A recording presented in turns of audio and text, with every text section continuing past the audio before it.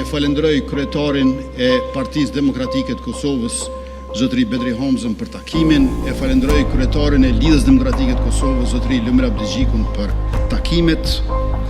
Ato bisedime u pezulluan për shkak të zhvillimeve të brendshme në LDK. Rifillimi i bisedimeve u bë vetëm në këtë javë.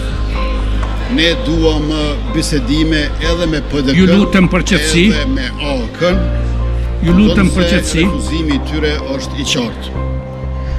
Zgjedhjet e 7 qershorit na u shkaktuan sepse në prill nuk u zgjodh presidenti. Ne duam të ecim përpara bashkërisht.